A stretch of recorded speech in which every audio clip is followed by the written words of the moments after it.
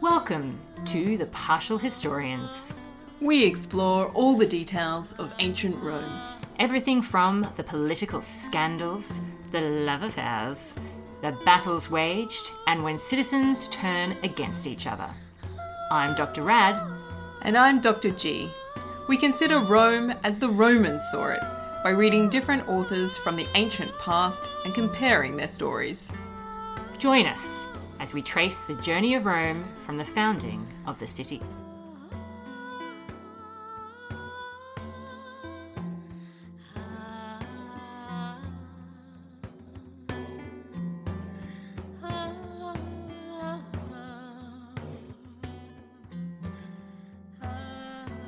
Hello and welcome to another episode of The Partial Historians. I am one of your hosts, Dr. Rad. And I'm Dr. G. Looking very glamorous with a sort of almost iridescent eyeliner today. Thank you. I crunched up beetle shells myself. How very antiquity of you. I feel very Egyptian. Thank you. I like it. So we are an ancient Roman history podcast. We're delving through the Roman Republic at this point in time, aren't we, Dr. G? We are. We've been tracing Rome's history from its foundation, and here we are in around about 436 BCE. Well, you just hold on to your horses, Missy, because I have a little bit more to say about 437, I'm afraid. I know. So let's do a little bit of a recap of our last Wasn't episode. that the year where Tolumnius got stabbed in the groin? Was it? This is the question that we're asking. We ask the big questions on the Partial Historians. Was a man stabbed in the groin? I feel like there was a story about that. Oh, no, there definitely was. But it's a question of when it happened, I suppose. Oh, yes. And if, indeed. Yeah, exactly. So what we were dealing with was Rome has been, as usual, in conflict with some neighbouring areas. That's what was happening in 437. They're a bully. They don't know how to get along with anybody.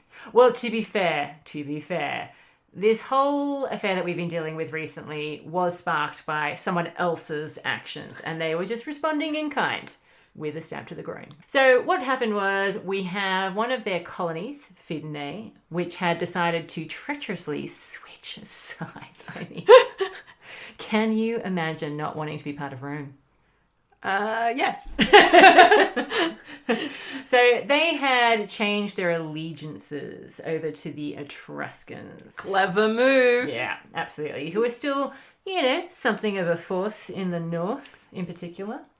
And this led to a battle in which actually not the Roman commander, I was going to say the Roman commander, but actually not the dictator, but a young man by the name of Cossus. Who becomes super famous for killing Tolumnius on the field of battle. Yes, exactly. So famous that he's compared to Romulus himself. Yes, exactly. So this guy's a big deal. We did raise some questions last time about exactly when the slaying of the Etruscan king Tolumnius actually happened. We're in a very hazy period of Roman history in terms of the chronology, as it were, and I think this is going to not be cleared up for another 10 years or so. Yeah, basically, we have accounts that place it in 437, but certainly there are questions raised about maybe it happened in 426, because this is a very on-again, off-again kind of issue that the Romans have.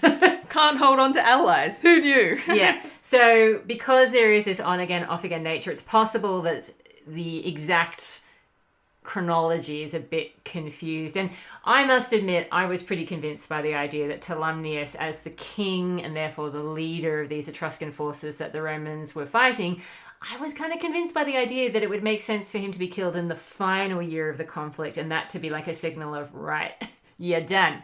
You're over. You're out.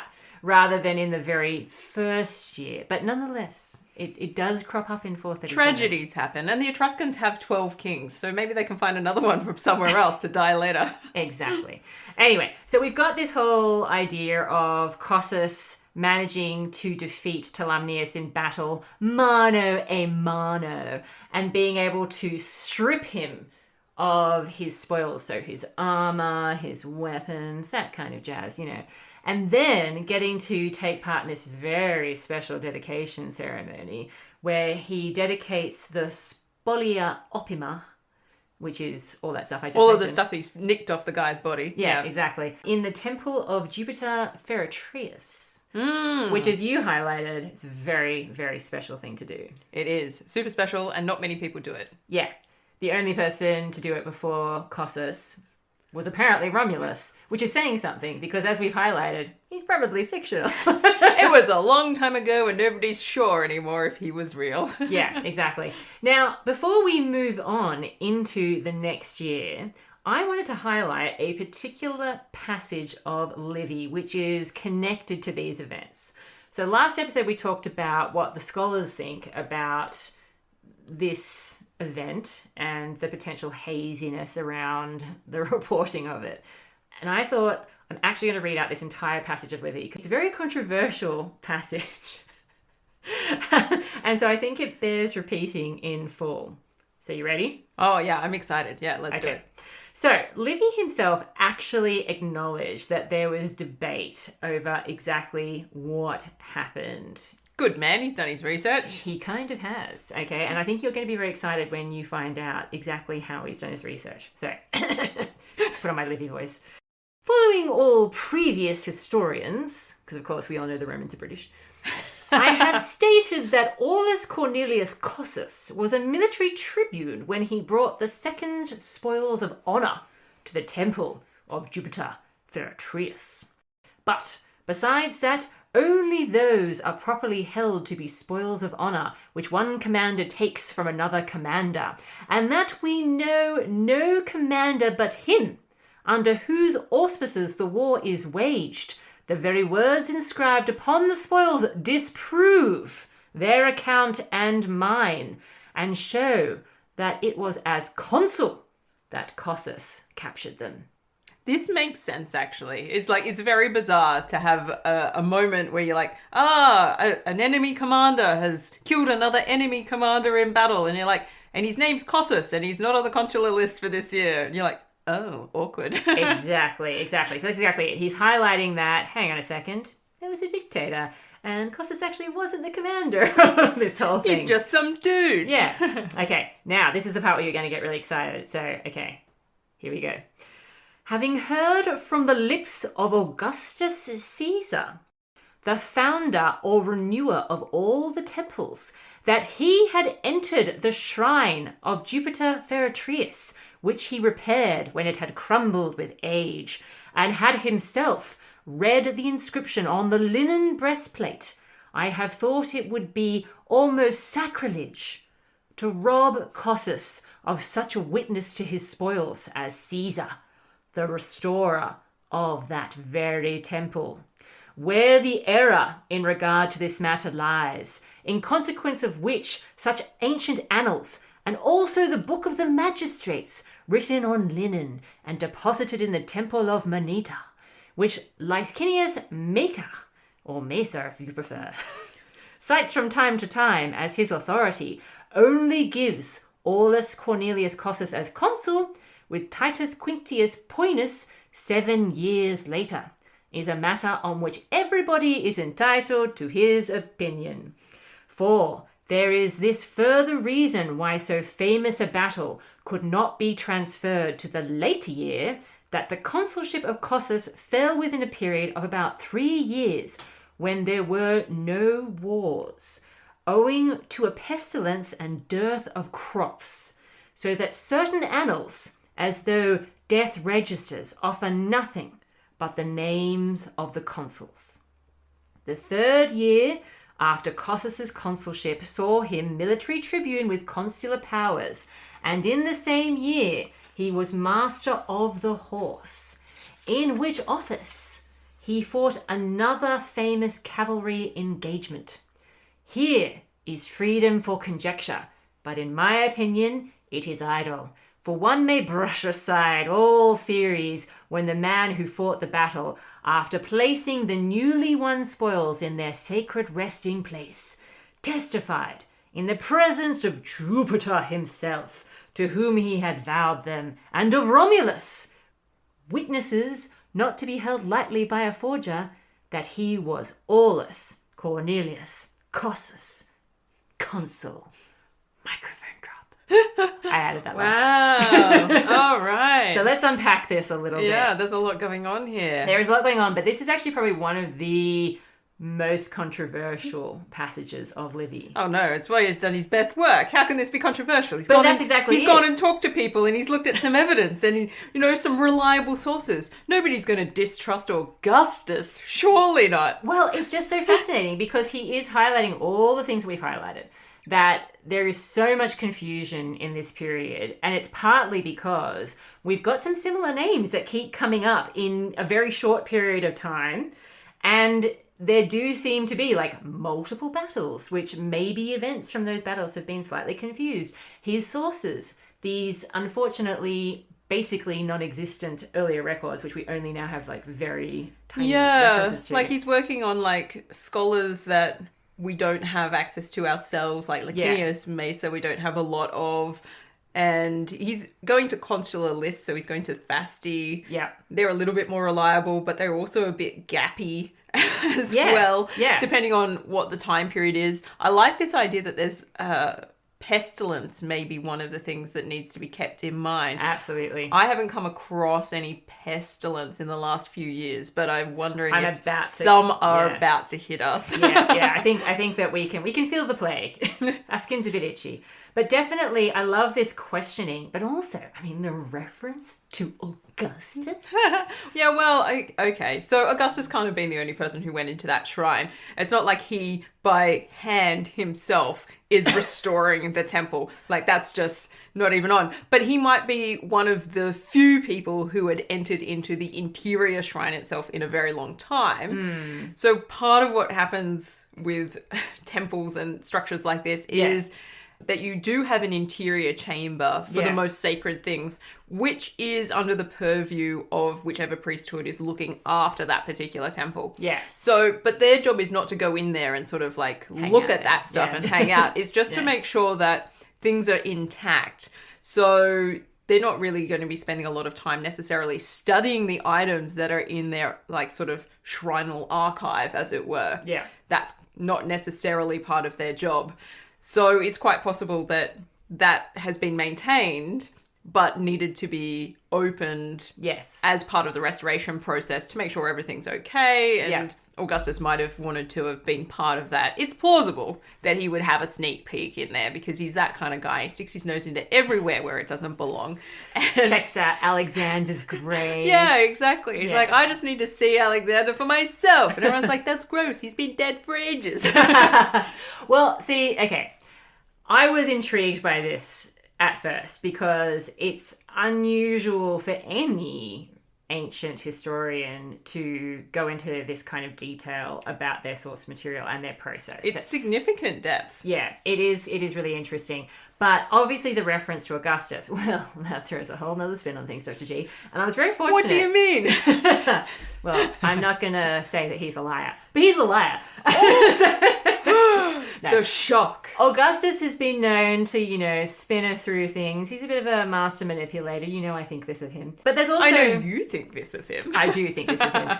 There is also that element, which Livy is quite right to point out, that if this breastplate is actually there, and Cossus did actually dedicate this breastplate, swearing that he was consul to Jupiter. I mean, that's a big lie to tell, dude. So there are lots of different things going on here. I mean, we could just check by opening up the shrine and having a look for ourselves.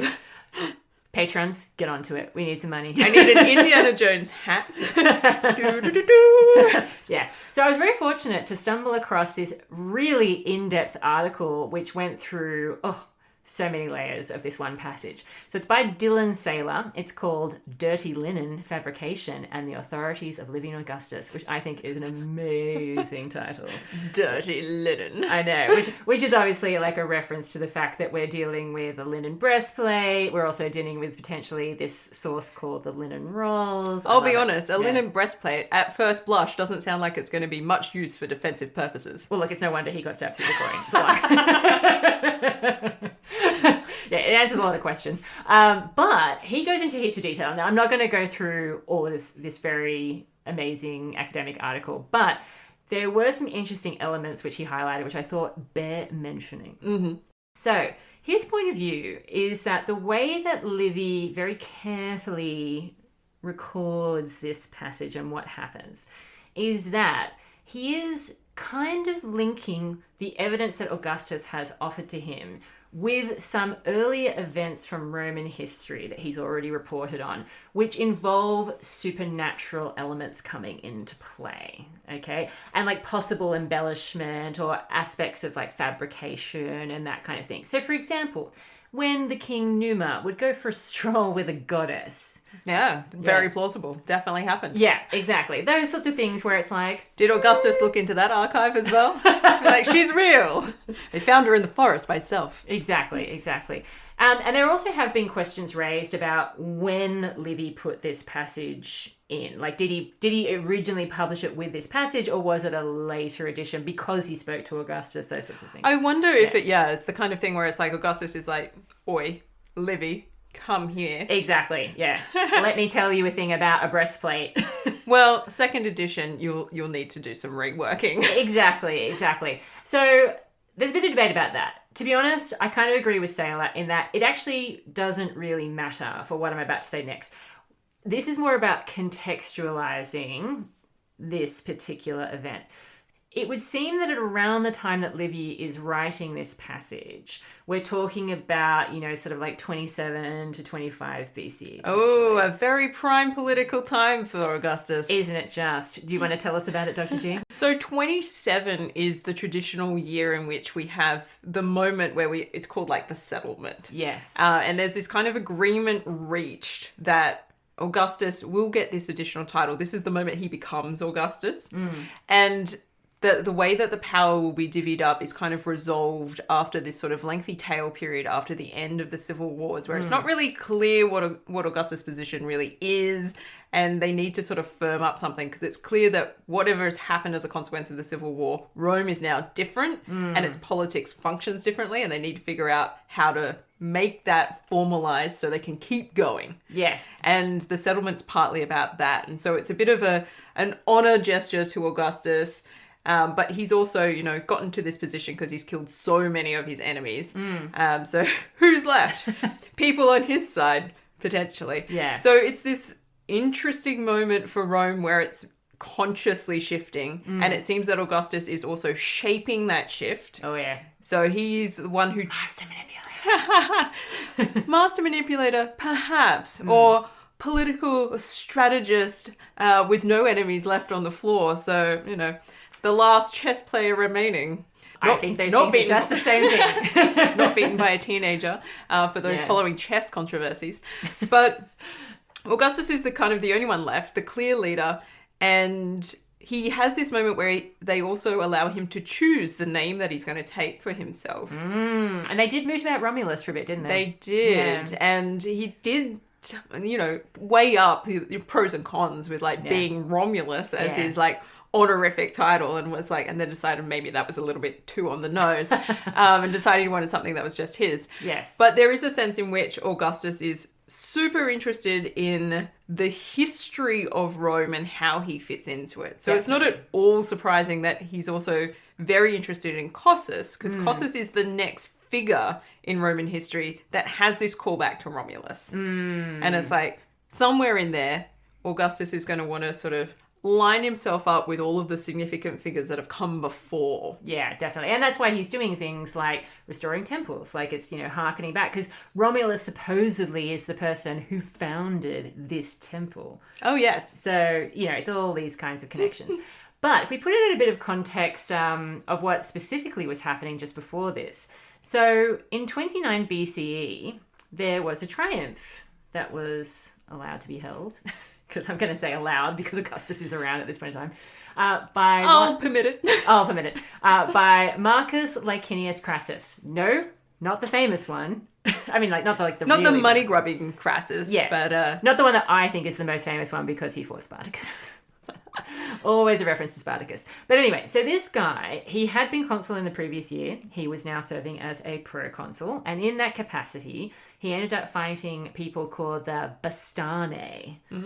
And during that battle, he killed and stripped the chieftain Deldo. Which sounds like a rude word, but it's not. Did you just say The chieftain dildo. No. Of the Bastone. Like where's Deldo? He's the guy Where is Deldo? Yeah, he's the guy wearing the red and white stripes. So he defeated this guy. And for this reason, not only does he get a triumph, but there's also granted to him the right to deposit the spoils in the temple of Jupiter Feretrius. Awkward. I can only imagine Augustus being slightly jealous / angry about that.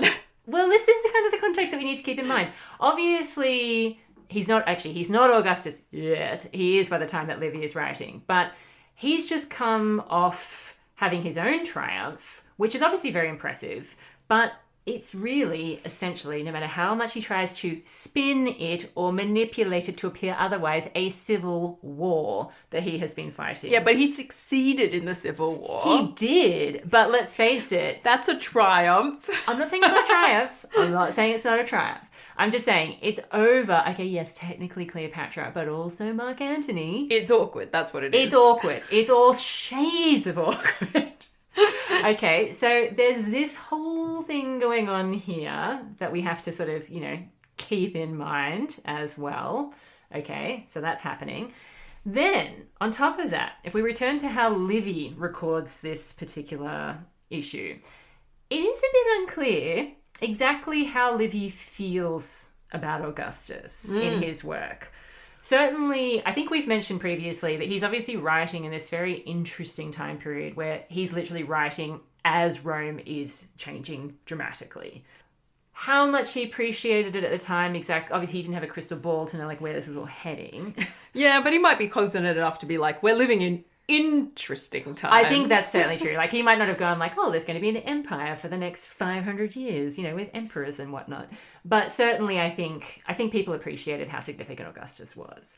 It's a bit unclear about exactly where he stands. Now, you could read that passage as being Augustus told Livy to do something, and he did it. But he might have just been really impressed.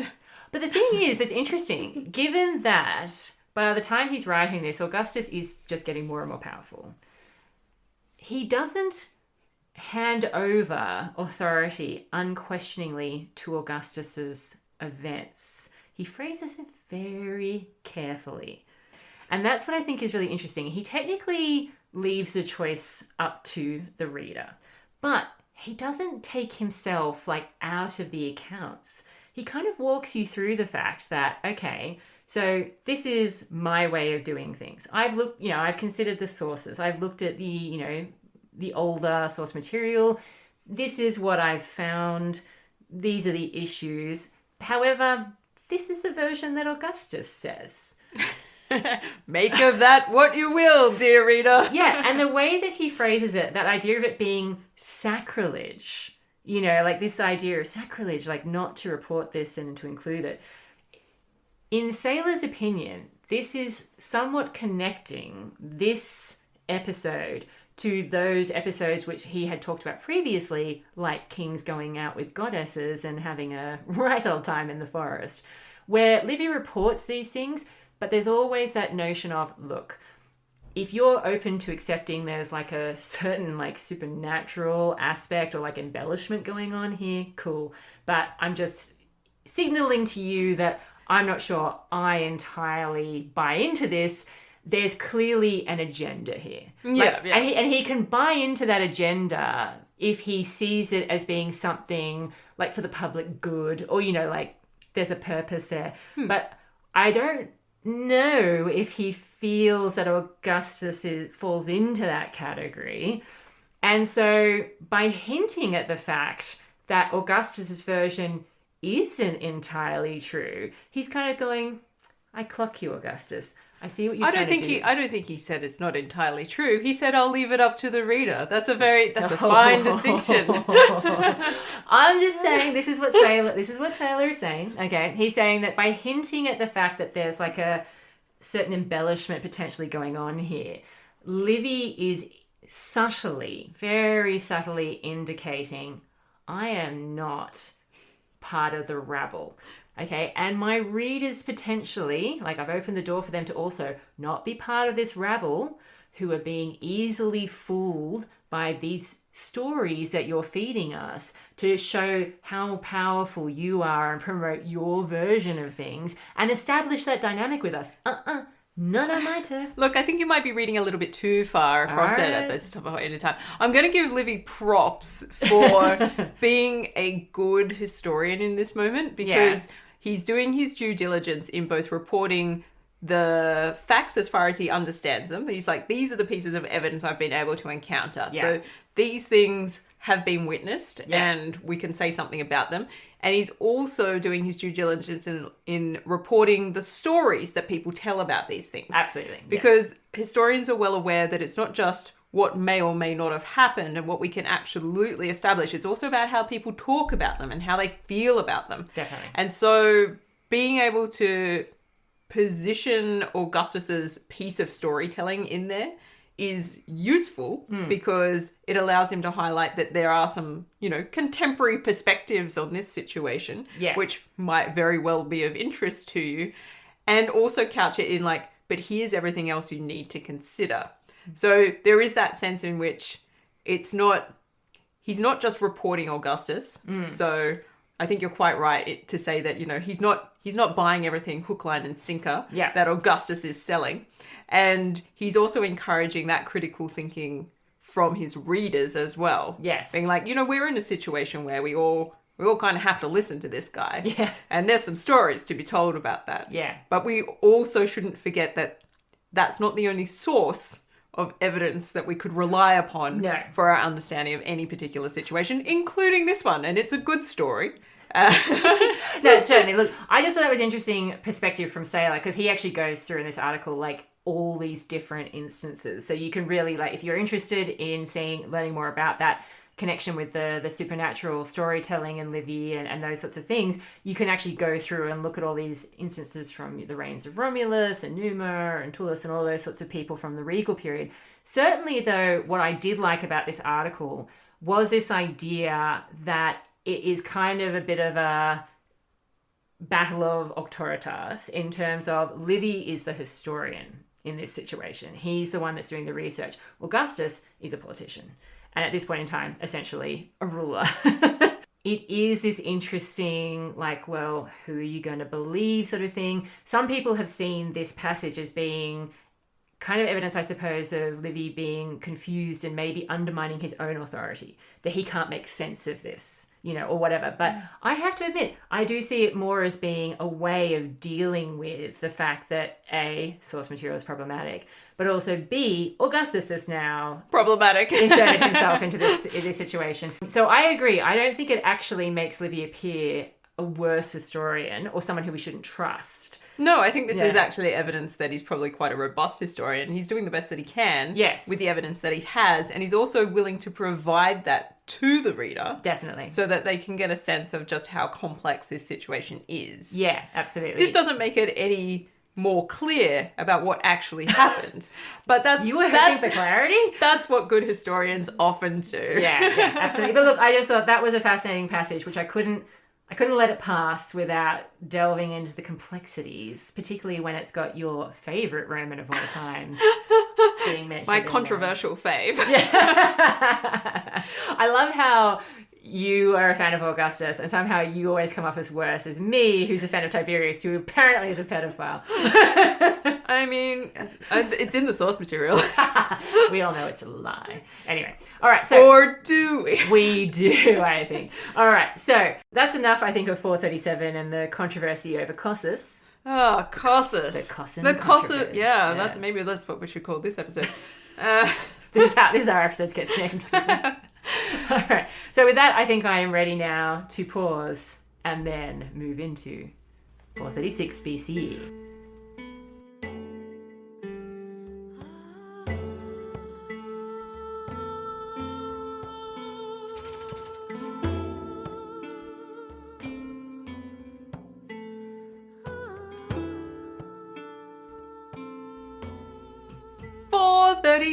BCE. It's all happening. Well, I've got some great news and some terrible news. The bad news, or the terrible news, is Dionysius of Halicarnassus, my major source, that I've been reading is still missing. And will be missing for quite some time. Look, I gotta admit, it's getting easier every time I hear it. I'm so sad.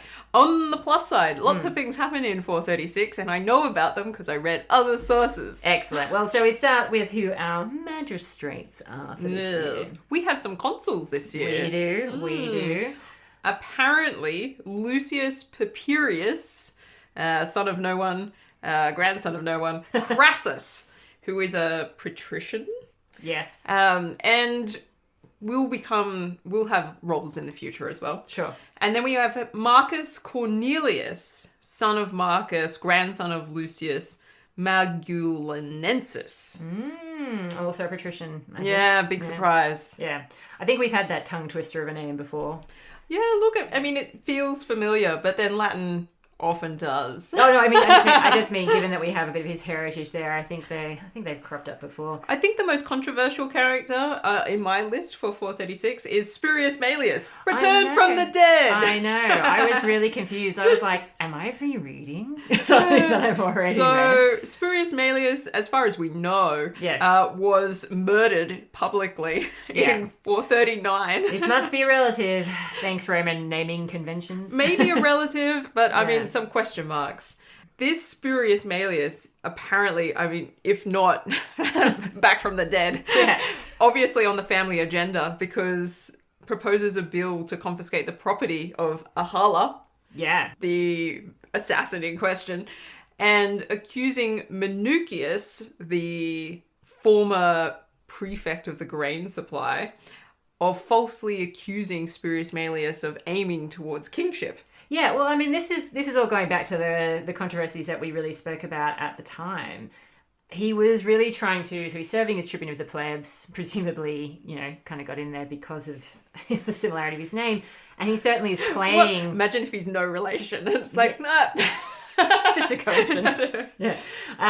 He knows he's got this popular name, and he believes that just through the power of the name, given that the other Spurius Maelius was only murdered a few years ago, that this power is going to allow him to cause all sorts of havoc for Mamercus and Ahala. Now, Ahala, in case we don't remember, pretty sure he's actually still in exile, right? I thought he'd run away. Yeah. But obviously, it obviously still sticks the knife in to confiscate the property. Well, confiscating the property is not necessarily intrinsically connected to exile. And Ahala may have just fled for his own safety, so he might not have been formally exiled, because often a formal case of being exiled does result in confiscation of property as well. So there's some confusing things about this story. Yeah, definitely. And so even though he's got this very popular name, and seemingly he's doing things which I think people would kind of be on board with, because everyone was super into Maelius and his grain at the time. This is true. I imagine he would have the people on side. But he doesn't. Oh. Yeah. Livy... My sources don't go into that part. No, well, this is the thing. I think he's quite right in the sense that Servilius did kill someone who hadn't officially been found guilty of anything, so he's right about that. Mamercus, the false accusation, well, I guess that's a bit he said kind of situation. But anyway, what Livy tells me is that the people really weren't impressed by these charges. They seemingly are not strongly behind him in his accusations. Bit weird. I do also have a bit of other detail about what's happening externally. Oh, yes. Yeah, so when we've got our consuls, obviously, the Roman armies apparently invaded the territory of Veii, and the Faliscans, who were their allies, lest we forget, captured some booty in the form of people and also animals. And the Romans didn't have any big set-piece battles at this point in time because they didn't really encounter their enemies much. And they didn't end up engaging in a long siege or anything because a plague arrives. Oh. Yeah, so that's how things kind of play out in my account. They plague out in your account. Nice. Yeah, so I've got a pestilence breaking out, which I think kind of not only does it detract from the military campaigns that are going on, which is obviously a continuation of the issues that have been going on with the whole Fidenae colony controversy, but also I think probably distracts a little bit from what this tribune of the plebs is trying to achieve. Yeah, there's nothing to really put a dampener on political change than be like, I can't get out of bed and I'm possibly going to die. Yeah, and on top of that, as often happens with pestilence, the people are worried, and they get even more worried because prodigies start to appear. Oh, God. Yeah, now I like these particular prodigies because they're not like a woman gave birth to a snake with 3 heads, those kinds of things. It's this kind of prodigy where farm buildings are, quote, often thrown down by earthquakes, which I assume to mean disappeared into chasms that opened up in the ground, which is something we can totally see happening. Like, I mean, it's believable that happens. Well, certainly, I mean, Italy is on a whole bunch of plates, isn't it? That's why it's got a whole volcanic sort of range. Yeah. And so Hi, earthquakes... Vesuvius. Hey, Etna. yeah, earthquakes should be part and parcel of what's going on. Yeah, so that kind of made sense to me. And as a result of these things happening, the duumviri are instructed to offer up a supplication to the gods. Now, I believe this is a group of 2 men. Yeah, I believe... Who are they? I'm about to tell you. Jesus Christ. I believe this is a reference to... This is what happens when I don't have source material. Yeah. I think this is a reference to the duumviri sacro... Oh, I can never say this word. Duumviri sacrorum. Oh, yeah, the sacrorum. Yeah. Who are in charge of the Sibylline books at this point in time. And so they are, I think, basically consulting the Sibylline books. And this would be where the supplication that they're offering up to gods would come from. I think this is when Yeah, they'll find the answer to what kind of supplication they need to make. Yeah. So these are the Sibylline books, as a bit of a refresher, very important set of texts to the Romans, even though when they were originally offered them, the king at the time decided to burn quite a lot of them. Yes, we've lost 6 of the 9. Yes, exactly. Nonetheless, the Romans always turn to them in times of trouble because they apparently offer much wisdom. I kind of like the fact that, 2/3 of the answers are missing. So there's a whole bunch of things that they're just never able to solve. Well, that's why your farmhouse disappeared into the earth. Damn it. Yeah.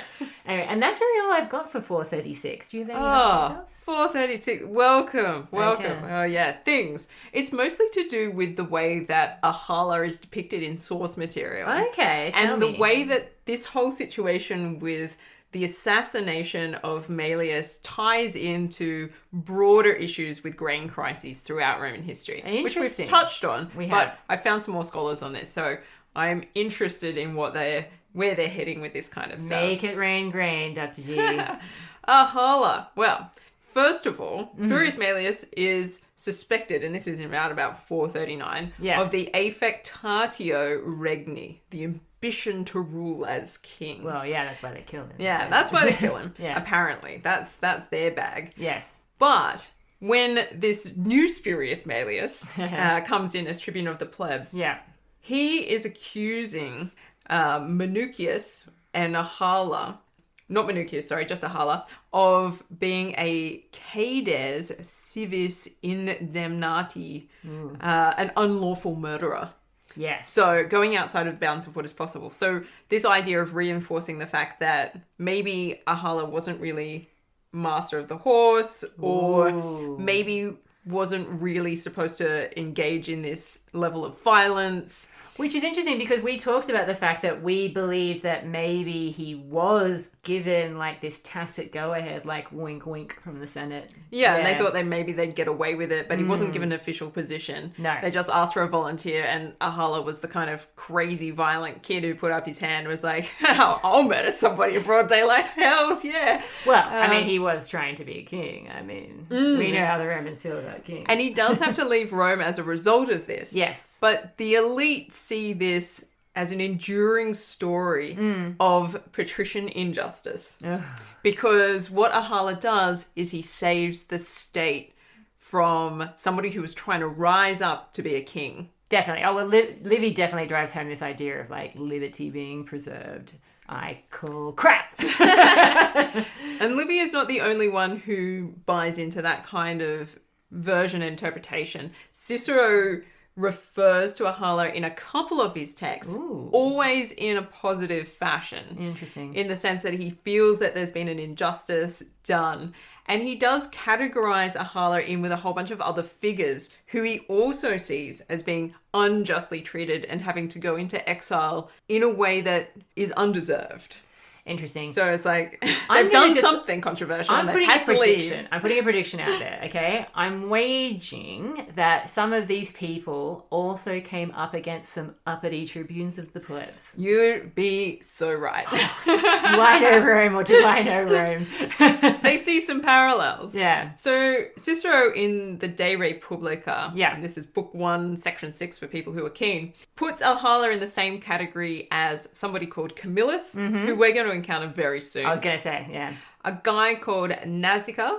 Ooh, I remember him well. Lanus. Yeah. Opimius. Metellus. And Gaius Marius. Oh. Another name that people might just recognize. Yes. Camillus is likely to be Marcus Furius Camillus, who we are going to... Yeah. I'm so furious. Yeah. Coming up soon in a Roman history podcast near you. Watch out. And so I won't say too much of them because I don't want to ruin Camillus' story. Don't. Nazica is possibly a reference to Publius Cornelius Scipio Nazica Serapio. Yes. Which I'm sure, sounds very familiar to everybody, was consul in 138 BCE. So by the time we get there, I'm sure I will have forgotten that I've mentioned him at all. But was famously a political opponent of Tiberius Gracchus. One of the most troublesome tribunes of the plebs to have ever lived, if not the number one. The number one. If he's number 2, it's to his brother. And Nazica gets himself into trouble because he's the one that calls for the salvation of the state sort of protest, leading the opposition against Tiberius Gracchus, which causes a whole commotion where I think it's the infamous roof tile incident where Tiberius Gracchus gets conked in the head in the sort of public violence that erupts and dies. Can I just quickly say the reason why that name, which is such a mouthful, is so familiar to me? It's because that was the guy that I had to research for my assignment for Tom Hillard. So every year, Tom Hillard at Macquarie University would give his students in his introductory Rome course a person to go and find like all the source material that you possibly could, like everything you could find. It was a prosopographical study. And so he was the guy that I had to chase up that year. Oh, this guy. He starts the commotion against Tiberius Gracchus. Exactly. Accidentally killed. Yep. So I will always remember the name Nazica. And he has to go into exile, essentially. Yeah. Ultimately, he leaves to just escape the displeasure of the people. Yeah. This doesn't ruin his career. And maybe sounds familiar as a patriarchal trope overall. You do something bad and you kind of have to leave, but your career keeps going anyway somehow. Because he ends up, leading a legation in Asia and then dying in Pergamon. Tough times. Then we have Lanus, who is potentially Gaius Popilius Lanus, who, does some things, gets himself into trouble. He is condemned in Rome for entering into a treaty that allows the army to withdraw. And this is seen as just super problematic. Right, okay. They're like, no, you should keep fighting. And it's like, well, no, we're out of here. So anyway, something about that political situation is controversial from a Roman perspective and he has to go. Okay. Cicero sees it as unjust. Right, fair enough. Opimius, Lucius Opimius. I feel like this name is familiar as well. Yeah, it's bound to be. Yeah. In 121 BCE, he was the consul who secured the Senatus Consultum Ultimum against Gaius Gracchus. Ah, okay. That's why it's so we haven't encountered Senatus Consultum Ultimum Ultima, I suppose, as a plural, yet in this podcast because it's a political mechanism that doesn't come into play for a long time. So I'm not going to get into the details of it here. Sure. But basically what this does is it puts Opimius in a similar position, ultimately, to Nazica, because there precedes much violence. Yes, and very violent. against Gaius Gracchus, who's effectively outlawed. And this means that he ultimately gets prosecuted later on by opponents, and he also has to leave Rome. So Opimius, it doesn't work out. Yeah. Despite Didn't work out for Gaius Gracchus much either, but hey. it doesn't work out for the Gracchi, and it doesn't No. work out for the people who oppose them either. No. And he also dies in exile. Yeah. And then we have Metellus. Mm-hmm. There's lots of options for who this Metellus could be, because the Metelli are often getting themselves into trouble and Yeah. ending up exiled. Yeah. So apologies in advance. This might not be the Metellus. Yeah. But we have Quintus Caecilius Metellus Pius Scipio, Right. born around 95 Mm-hmm. BCE. And he is one of the people that delivers anonymous letters to Cicero in 63 that warns of Catiline's assassination plans. Ah. So he's considered to be a really significant political figure. Yeah. But he then later on gets embroiled in a whole bunch of bribery lawsuits. Yeah. So Shame. this is something that happens in the late Republic a lot. And the crime of bribery is really punished in the law courts, and people are using it against each other all the time to try and get rid of their opponents. And Metellus falls prey to some of that. How true or not it might have been, we might get to. But anyway, he ends up in exile. Right. So, I mean, the main thread here is people ending up in exile. Gaius Marius, I don't know. Does he end up in exile?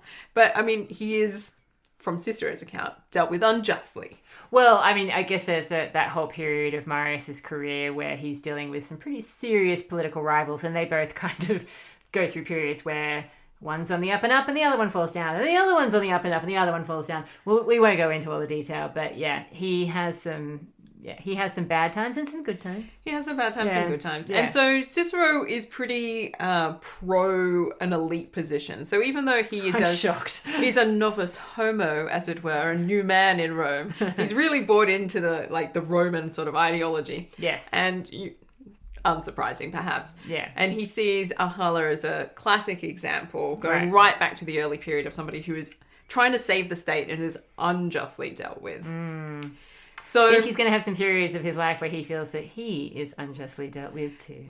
And this sort of leads into the scholarship around this. And there are really clear connections that you can see that Cicero is already building to the Gracchi, for instance, and the parallels between the grain crisis that seems to be happening in the 430s BCE and the grain crisis that's happening in like the 130s BCE. And Which is where the Gracchi come into it as tribunes of the plebs. It is indeed. Yeah. And so Spurius Maelius' story doesn't seem to make a lot of sense. Right. But it takes on even more significance. Yeah. And more sense-making is tried to be made of it, as it were, in light of the events Yes. of the late 2nd century. Oh, for sure. And so this means that the way that our sources are dealing with it, and this is kind of, it's a real shame that I don't have Dionysius of Halicarnassus right now, because I would love a Greek's perspective on this. Know what's going on with the Greeks, blah. We've got this sense that this story has been reworked and adapted as needful in order to push home particular political perspectives that are coming from the elite. Oh, I have no doubt. When there's a grain crisis involved, I'm pretty sure that it's going to have something to do with the Gracchi. Four sources that are written later, which most of our sources are. And it's problematic as well because of this idea of the emergency dictatorship element of it. Okay. And it's like the legitimacy of what Ahala has done and, and potentially what that means for Rome. Well, as you said, really, I think starting at around that time period with the whole Maelius affair, we really are entering into an age of dictators where it's just like dictators are like crawling out of the woodwork. Yeah, it's only going to get more chaotic. Yeah. It's pretty clear that there's great instability in Rome's political system. Yes. And we have the potential for certain private citizens of the patrician class given leeway to engage in casual, open murder. Not words you often hear. Just out and about. Yeah. And for them to not necessarily be wholly punished for it. Yeah. It's not like Ahala is ever brought into a law court to answer for this. Yeah. He's allowed to run away and live. And the attempt to confiscate his property we're not sure how that really ends. Yeah. Well, this is exactly it. I think it's because the pestilence really distracts everybody because it seems to be very serious. But I must admit, I do find these episodes of Roman history particularly interesting, much more interesting than I used to, because I often do wonder, we know that no matter what we do about the current environmental crisis, that we are going to have some tough times ahead of us, even if we manage to avert the level of warming, which would be like a tipping point where we really can't come back. It's just going to get hotter. If we manage to avert that, we've still created enough issues for ourselves with the current level of warming and also all the other crises that are associated with that, like, you know, pollution and overpopulation, all that kind of stuff, that we know that there are going to be tough times ahead, regardless of what we do, which is why it's really smart to do something about not getting over that tipping point. But that's another issue. But one of the things I think that will be an issue is food security. And certainly for a lot of people in the world, unfortunately, food insecurity is their day-to-day existence. But for a lot of people in the developed world, I mean, I can safely say I am privileged enough that I have never gone hungry, not for a single meal in my life, you know. And so I can only imagine the kind of political instability and the kind of political reaction to populations when they're hungry, when they're starving. And so I'm always interested in these sorts of events because I'm just like, I don't know what our future will hold. As I've often said on this podcast, we have this illusion of plenty when we go into supermarkets and we see all this food. But we also have to keep in mind that we're constantly overshooting the resources that this planet can produce for the amount of people that are on it. And that there may be times when we run short of certain things. In fact, I'm only saying maybe because I don't want to sound like a panicky kind of thing, but I would almost wager there definitely will be times of I food. think there definitely will be. And I think you're quite right to tie what we're seeing in these histories to what is happening now. And even just as a small example, in Australia recently, because we had so much rain, which was so unseasonable, it did lead to problematic harvests of certain things like, this is going to sound ridiculous, lettuce and cabbage. Yeah. And you couldn't get a cabbage for less than $15 at some point. And you're like, you know what? I don't need to eat cabbage. Yeah. So it's just not. And as long as those sort of conditions continue to be unstable in terms of like, Australia is known as a very dry continent. Yes. But we have been swamped with rain on the back of, and this has been, 3 years running of like way, way, way too much rain for what this land can handle. Yeah. Versus what happened previous to that, which was devastating hot bushfires. And drought. Drought. Yeah. And we're going through this, we're seeing the cycles of becoming more unstable. And Rome is facing similar consequences, I think, but they're living in a more stable climate. Yes. But the instabilities that are inherent in food supply have only been solved very recently in human history. Absolutely. And arguably not everywhere and not in a sustainable way at all. No, and that's what I think it's important to remember in terms of when we look at these episodes from history. There's a temptation to be like, how quaint. They're starving and they're therefore fighting amongst themselves. But it actually is something that people who are involved in looking at the implications of climate change and environmental crisis are looking at, because humans actually, we do get more temperamental when we're hungry. There's a lot of truth in that Snickers commercial. And so, yeah, in all seriousness, it is one of those things where, people are more testy. And obviously governments responding to these sorts of crises, I mean, it's a tough gig. And I think that also, they tend to make more extreme decisions because it's a pressing issue. Like, we need food and we need clean water. And that is why I get so frustrated when people don't pay attention to the issues that our environment is facing, because like we've seen with Aemilius, one of the things that he does is that when grain is in short supply in his area, he sends out to surrounding areas to try and secure the grain, and that's how they come out of the crisis. But if every part of the world is increasingly going through these crises in our own time, who are you going to call? Yeah. Like, who are you going to turn to? If we are all increasingly going through this, it just gets more and more expensive and more ludicrous that we're reacting to problems rather than trying to be proactive and stop the crises from happening or making them less severe. It's just insane. And I know there are a lot of people out there who are doing amazing things, and props to you, but I just thought I have to highlight this issue because, as you say, living in the country that we do, where we're obviously going to be vulnerable to these sorts of extremes, the more that they become, poles, more and more poles apart. It's just something that it's good to pay attention to, I think. And on that note, I think we're done. I think we're into the wrap up Solve section now. global problems. All right. So, Dr. G, that means if we're wrapping up this episode, it is time for the partial pick.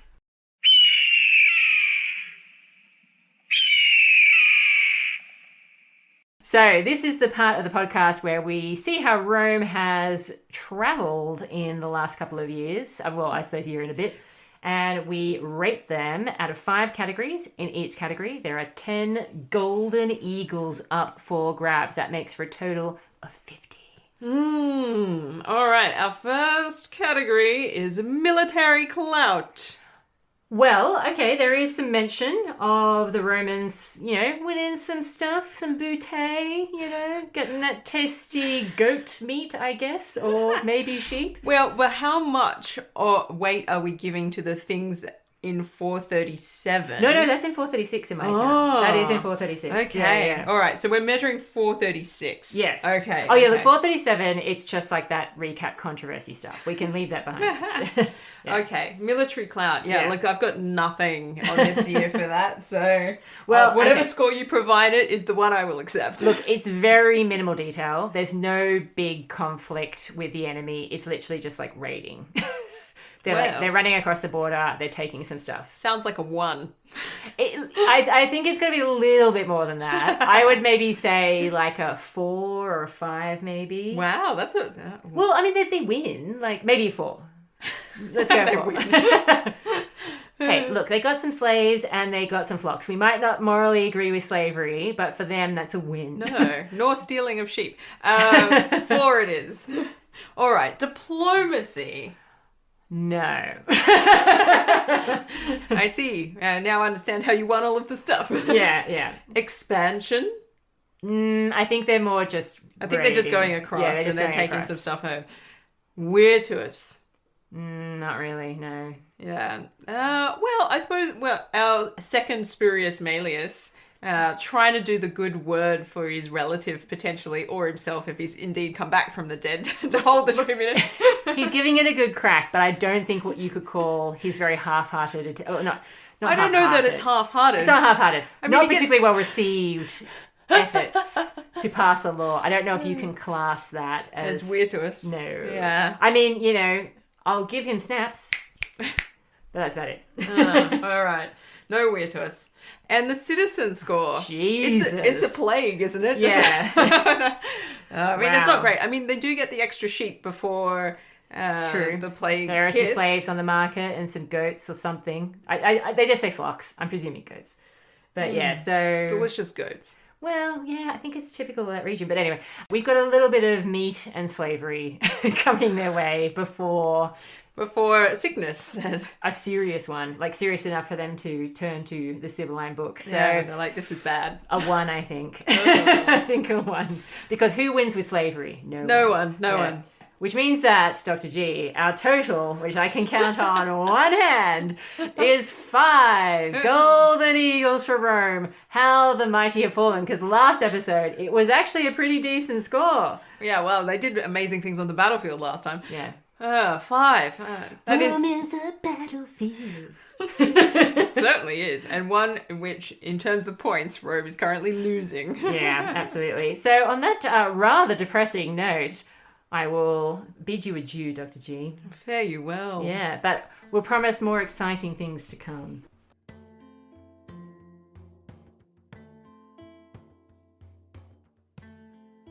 Thank you for listening to this episode of The Partial Historians. We'd like to give a special shout out today to some of our latest Patreons, Azra Lydia, Amanda, and Dendrio. You too can support our show and help us to produce more fascinating content about the ancient world by becoming a Patreon. In return, you receive exclusive early access to our special episodes, and now you get to see us in some of our recording sessions. There are other ways that you can support our show. We have a Ko-fi account, or you can just spread the word by buying and wearing some of our merchandise, or support our collaboration with the talented Bridget Clark, who has been helping us to produce some artwork on Gumroad. Until next time, we are yours in ancient Rome.